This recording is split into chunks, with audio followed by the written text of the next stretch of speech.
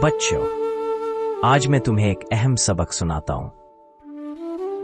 एक बाप था जिसकी बेटी ने एजाज के साथ ग्रेजुएशन मुकम्मल की। बाप ने उसे कहा, ये एक गाड़ी है जो मैंने कई साल पहले खरीदी थी। अब ये कुछ पुरानी हो गई है, लेकिन मैं चाहता हूं कि तुम उसे पहले इस्तेमाल शुदा गाड़ियों के डीलर के पास ले जाओ और देखो वो तुम्हें उसकी क्या कीमत बताते हैं। बेटी गाड़ी लेकर डीलर के पास गई।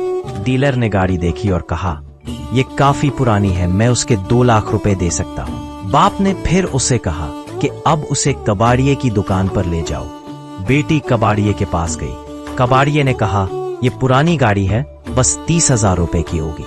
फिर बाप ने अपनी बेटी से कहा कि अब उसे एक बड़े कार क्लब में ले जाओ।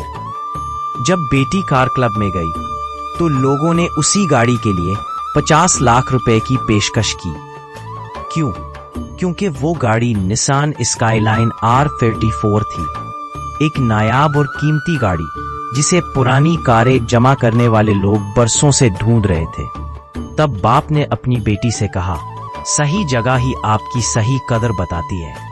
अगर कहीं तुम्हारी कदर ना की जाए तो नाराज मत होना। इसका मतलब है कि तुम सही जगह पर नहीं हो।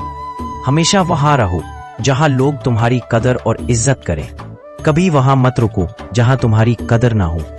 बस बच्चों, यही जिंदगी का बड़ा सबक है।